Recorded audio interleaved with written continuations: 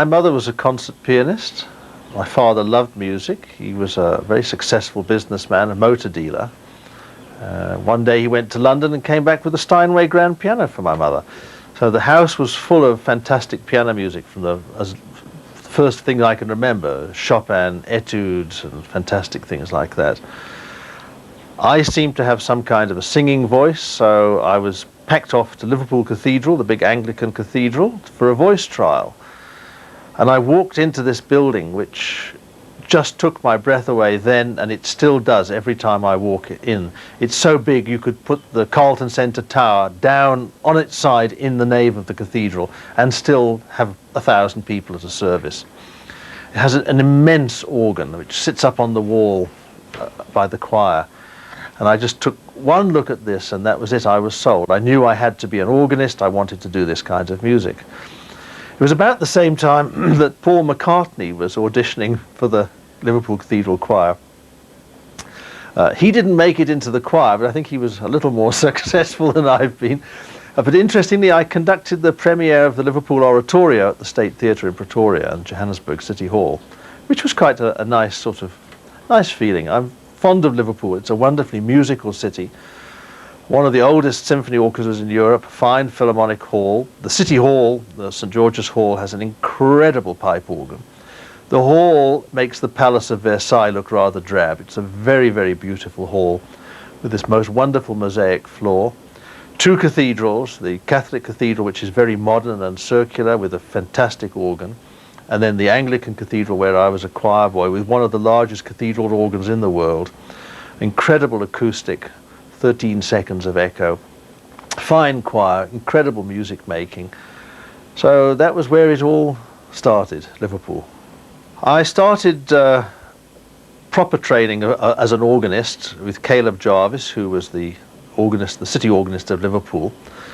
And then I went on to Trinity College in London, and I'd met an organ teacher called John Webster from Oxford University, who went up every week to London to coach organ players. And I just thought, now, this is the man that can really help me become a good organist. So that was why I went to Trinity rather than university. I felt that the university was a little academic, and I wanted to be a performer.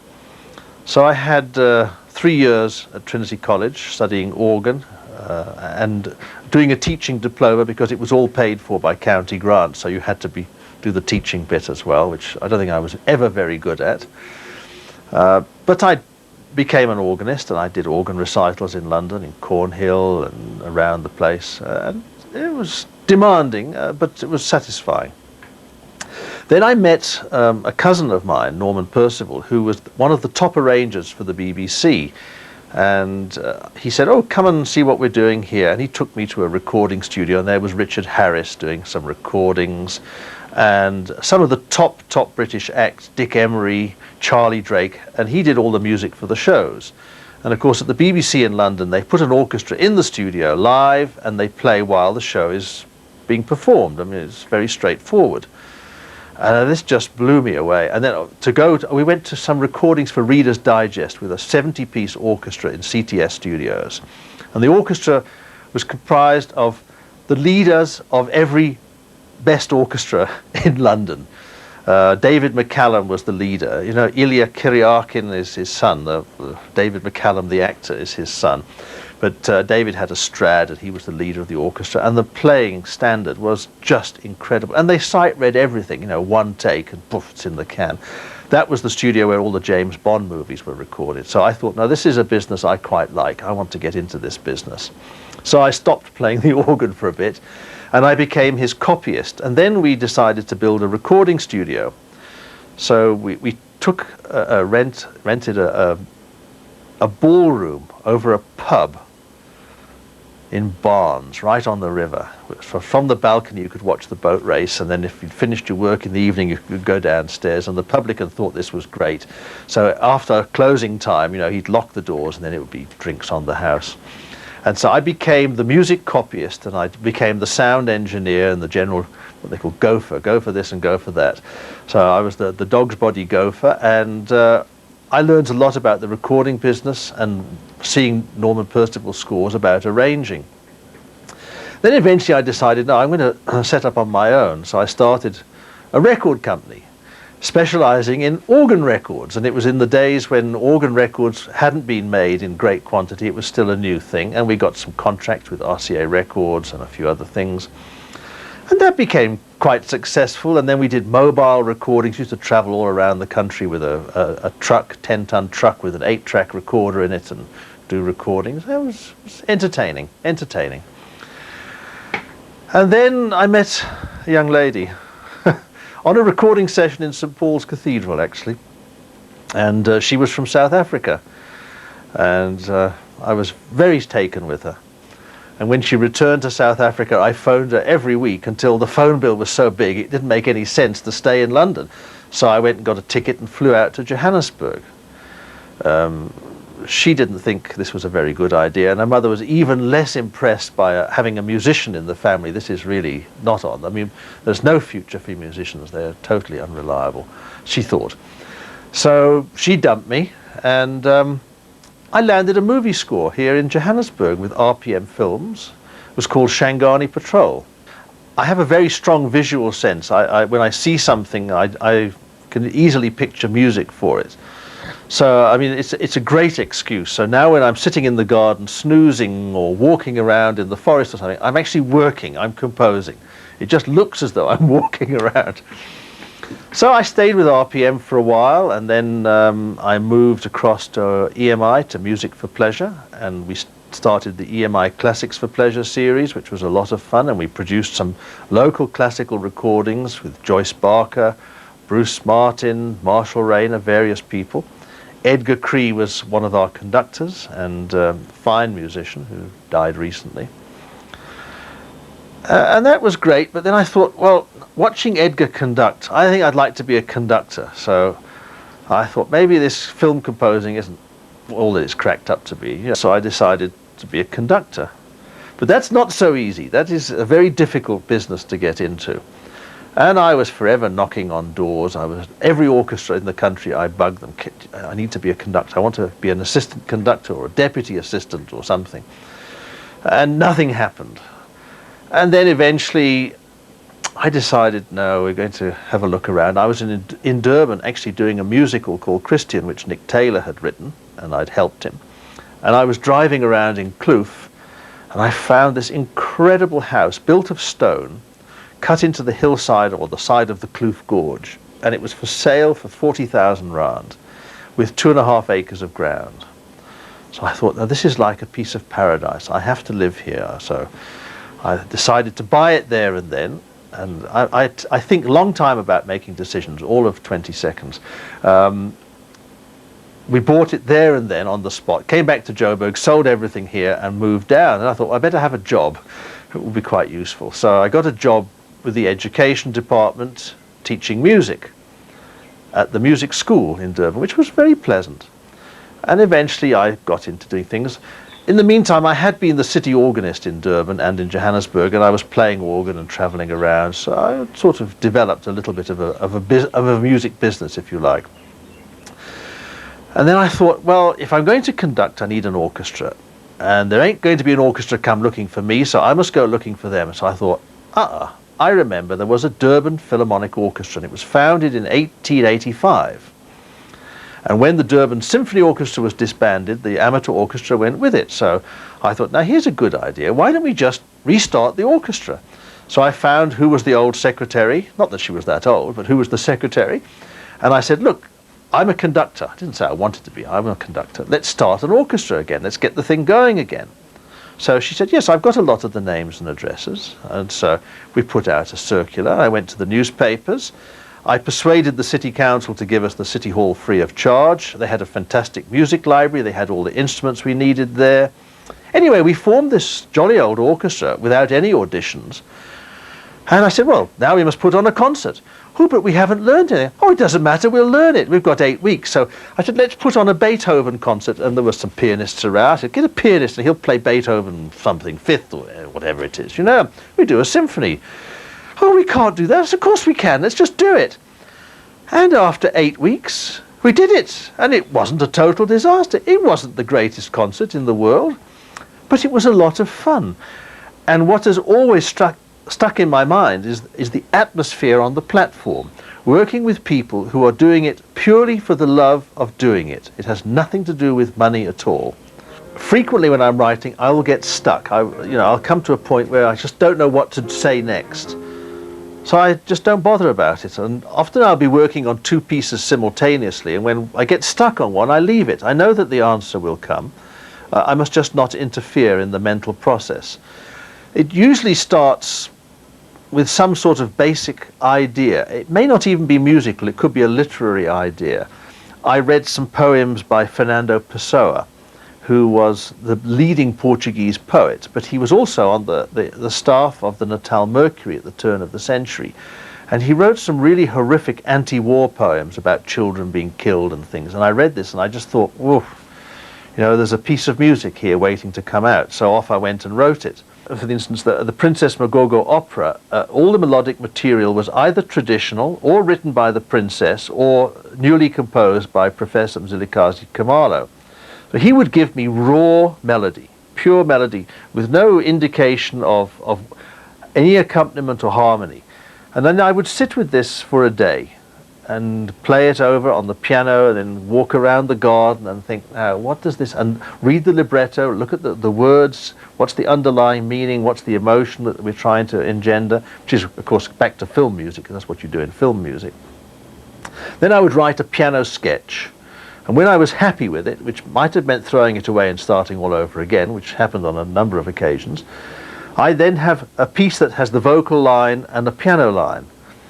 Now that's great, but the piano's awfully boring if it plays for 2 hours for an opera.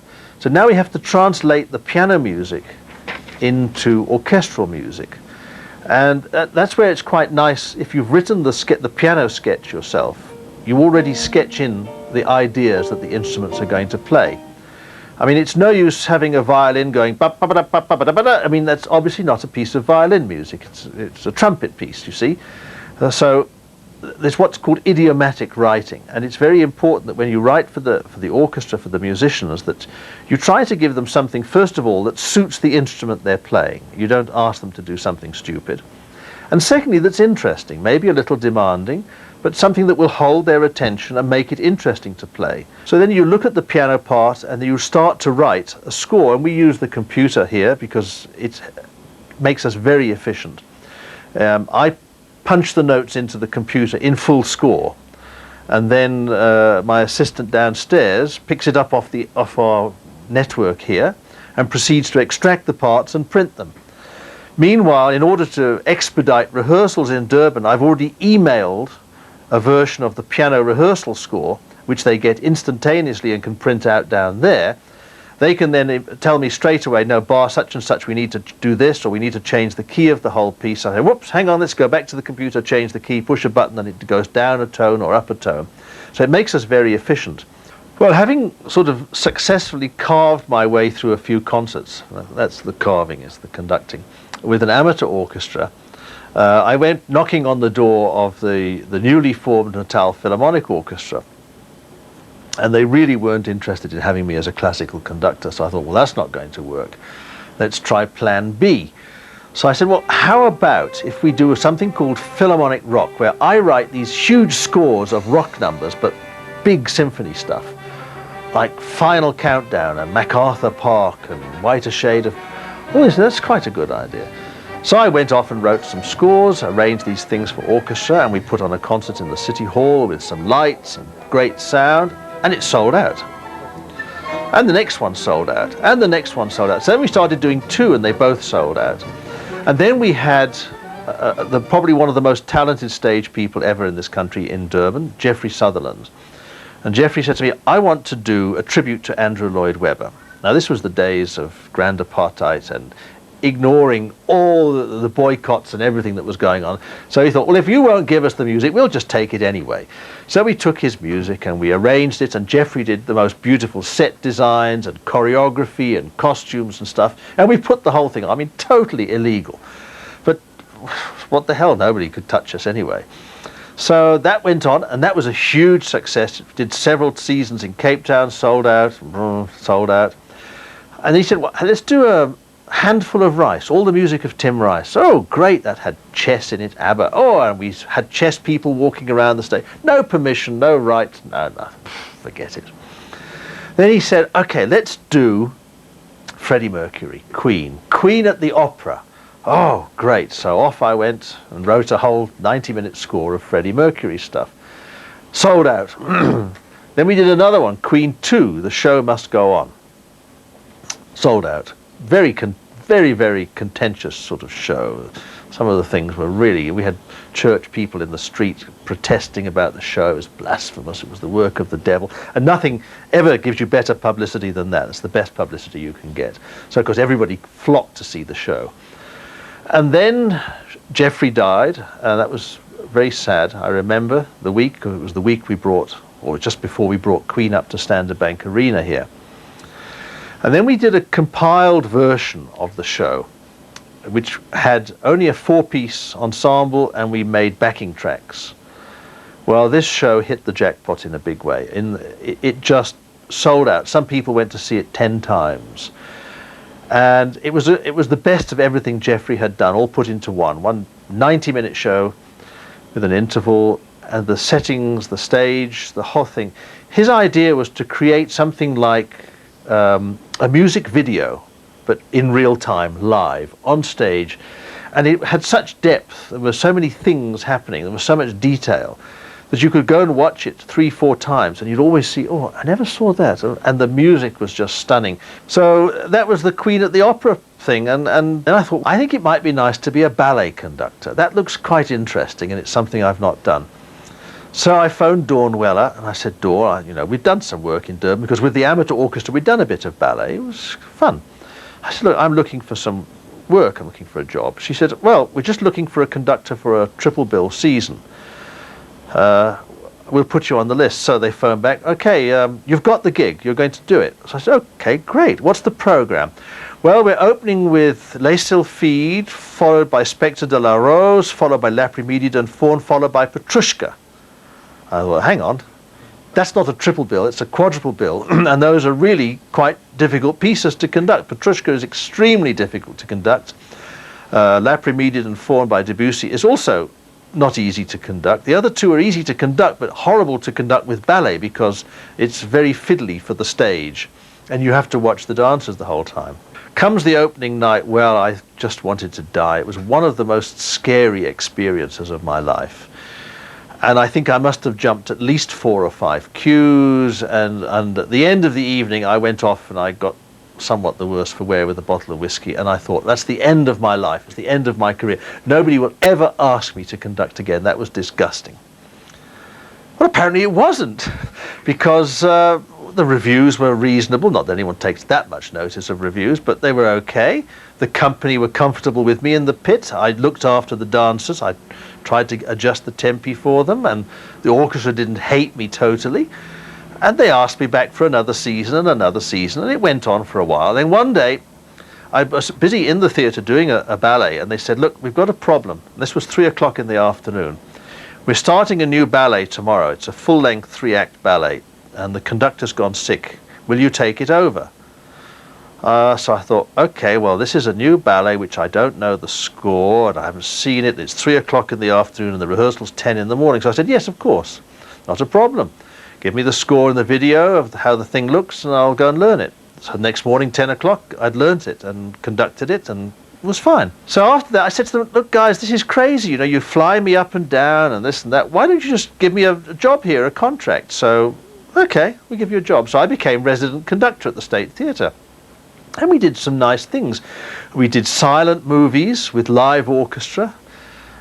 We did Liverpool Oratorio, Paul McCartney. We did Jacaranda Pops. So I had a 10-year stint at the State Theatre, and of course we know what happened at the State Theatre. It was a disaster waiting to happen. All they were doing was rearranging the deck chairs on the Titanic. Anyway, we sort of chug along, and having then been at the State Theatre for 10 years, the writing was on the wall, and I decided, no, it's really time to part company with this organisation. So I left. And I started my own little music company called Stone Music Productions, in a small recording studio, and I met somebody who was looking for a job, a young lad from the Pretoria Technikon, Mark Chain, and I said, well, we haven't really got any work, but what the hell, let's give it a go. And 6, 7 years later, Mark is still with me. He's now a very fine orchestrator and arranger. He can run our recording studio. We've done lots of work together. But I think what we take pride in is trying to be creative. I believe that an orchestra is the most flexible instrument in the world, and it can do absolutely anything that you want it to do, providing you treat it with respect and do it properly. So I thought we must prove this. So one of the crazy ideas I had was doing reggae with a symphony orchestra. So we had Symphonic Reggae with Lucky Dube, and it just worked a treat. It was beautiful. Then, was it last year, I'd been looking around for other things, and then I was approached by Robert Brooks for the International Classical Music Festival. He said, we want to do something with Ladysmith Black and Boswell. I said, oh, I've been dying to do something. I'm sure that Escatamia and Symphony Orchestra will work perfectly. So everyone thought I was mad, but of course we proved it. The English Chamber Orchestra came over from London. We wrote some scores. Mark wrote a score. I wrote a couple. Put it together. Not a problem. Everybody, oh, this is great stuff. Then for South African Music Week last year, we tried traditional Zulu guitar with orchestra. And again, if you treat it properly, it works. It's great. It's great for everybody involved. I would really like to see an orchestra that when they play, they first of all look like South Africans, and everybody knows what I mean, as the PC word. They should reflect the many people that I'm involved in teaching that want to play in an orchestra. There should be opportunities for these people to become professional musicians, earn a livelihood. The idea behind Summit is not that we breed orchestral musicians or professional musicians. The idea is that we help young people create better self-confidence. We keep them off the streets. We keep them away from crime and drugs. We give them the ability to stand on a platform in front of anybody and either speak or perform as musicians, so they've just got self-confidence, greater self-worth. To help create a South African musical language that reflects the interest of the people of this country. It doesn't mean that the orchestra can't play Mahler or Richard Strauss or Beethoven or Mozart, but we should develop an indigenous school of music. We shouldn't destroy everything that's here. There's a huge audience. There's 40 million people out there waiting to be fed good music. And good music is everything.